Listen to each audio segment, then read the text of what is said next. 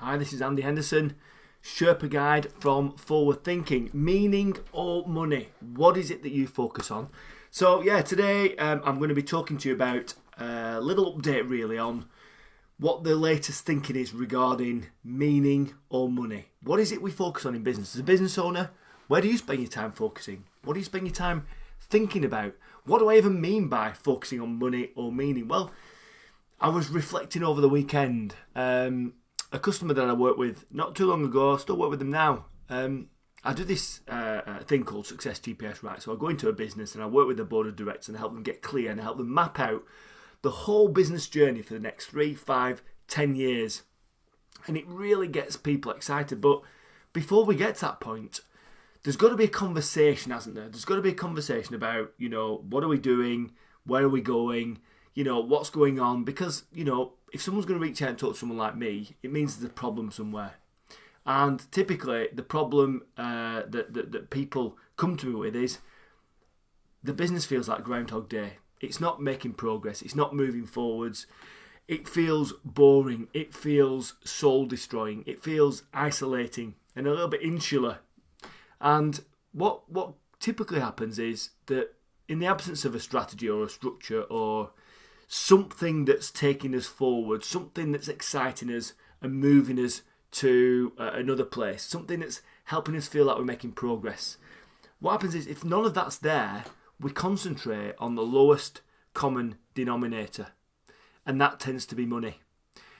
And that plays out a lot in lots of organisations, in the boardroom and within senior management as well. When people start getting bored from their work, then the default is, well, it's okay because as long as I earn the money to pay the mortgage and the bills and keep me in a lifestyle that I'm accustomed to, then everything will be okay. But no, because that leads to that Groundhog Day feeling, that feeling like, God, when you wake up on a Monday and you go, oh, God, it's work, but it's okay, I'll get up because I'm going to make some money, I'm going to earn some money. But does money really make you happy? It might make life a little bit easier, but does it really make you happy? Think about all the times that you're at your happiest. Is it when the money drops into your bank? No. On that day of the month, when I pay myself, it's not exciting. It's not fun. Now, when I delight my customers and when they write me a great testimonial, I'm doing work with them and I see the transformation that occurs in their life, then that's the exciting bit. That's the thing that gets me going. So what is it that gets you going? What is it that gets you up out of bed? What is it that gets you up out of bed on a Monday, excited to get to the office? So anyway, back to this story. So I'm working with this company. We had this business mapping call just to check that what I did and the problem that they had, it was aligned and I could help them. And it was clear that I could. And we started the work. And at the start of the process, when I'm working with a board of directors, I ask each director individually, I say, bring something in. Bring a picture, a piece of music, some artwork, a photograph, an object, whatever it is. Bring something in to the first session that reminds you, that describes your why, that describes your motivation, your driving force, right? So typically, people bring photos of their family. They might bring a vinyl or an LP or a piece of music that they can describe the lyrics of the song and how it links in with their purpose, their meaning, and their focus moving forwards. But in this particular instance, sure, we had one of the directors brought a picture of his family and explained that, I do it for my family. I get up, I work for them because I want to give them a really good life. But then the other director starts to explain what they brought in. And he literally went into his pocket and he brought out a £20 note. And he said, that's why I'm in this business. Money. That's it. The other director reached into his wallet, pulled out his credit card. That's why I'm here. Because of money. And I was like, oh, I can see where the problem is here. So culturally, the business wasn't in a great place. Trading-wise, a multi-million-pound business, it was doing okay. But the feeling inside the business wasn't particularly good. It wasn't good in the boardroom. It wasn't good in the office. And everything just felt a little bit almost hyper-individualistic. Everyone's out for themselves. Because if all they're working for is money, then that leads to all the people in the organisation just working for money. And focusing on money, it can work if you're a commodities business because everything's just about those fractional savings, those fractional price savings, cost savings to the customer and supply chain and efficiencies and stuff. Focusing on money can work, if everyone else in the organisation shares your views, like all the customers and all the employees, but it's short-termist.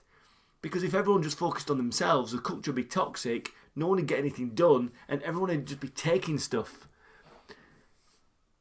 And if we operated like that, is that going to truly make us happy? Well, of course it's not. I mean, this is a loaded question. It's kind of a loaded live. Of course, focusing on money, it will not always end in happiness. In fact, it rarely, rarely does. So what is the opposite? What is the alternative then? Well, in that same scenario, what I encourage my customers to do is focus on meaning. Why is it they're in business? So, okay, for family, for money, yes, of course. But what is it that the business actually does?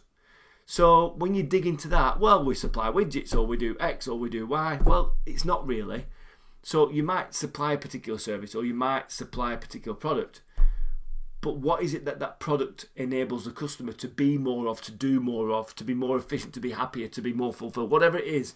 What is the transformation that occurs, in your customer's life? For instance, a client that I work with, they're a stairlift company, right? Stairlift. So you might think, oh, that's quite boring.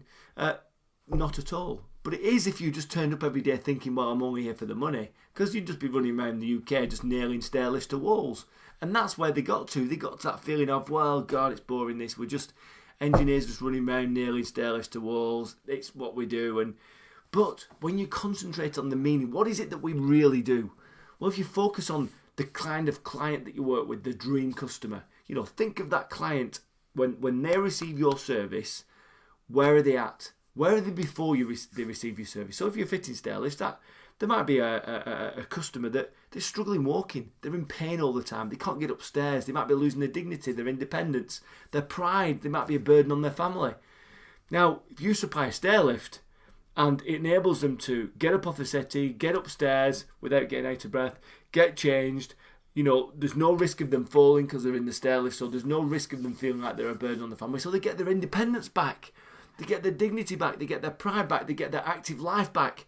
Now, if you now think about your business, if you're a stairlift company and you're thinking of a little old lady or a little old man, that's losing their dignity, losing their independence, losing all that stuff, and now when you've supplied your service, they're active, they're independent, they're not a burden, they feel happy.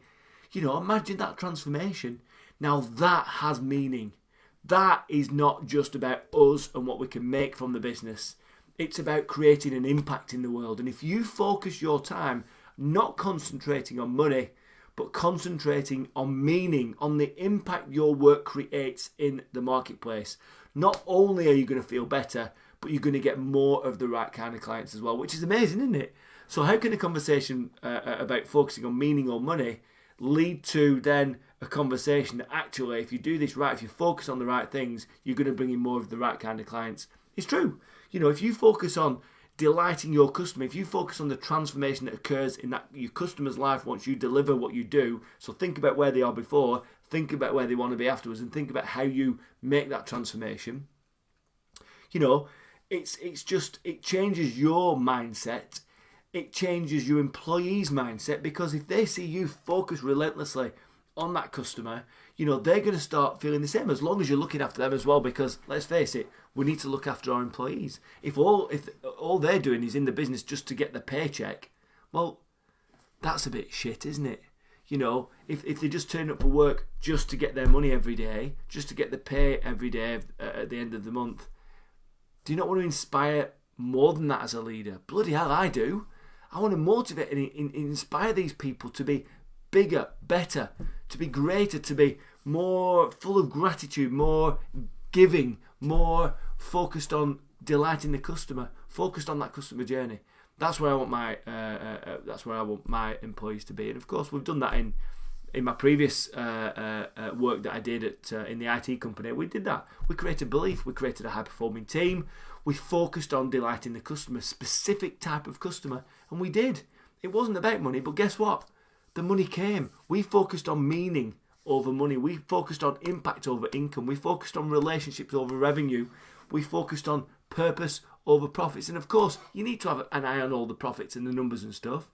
But if you focus on the right things, and the right things are not money, because that promotes hyper-individualism, it promotes a toxic working culture, it promotes a selfish culture, It doesn't promote any of the things that make us feel good as humans.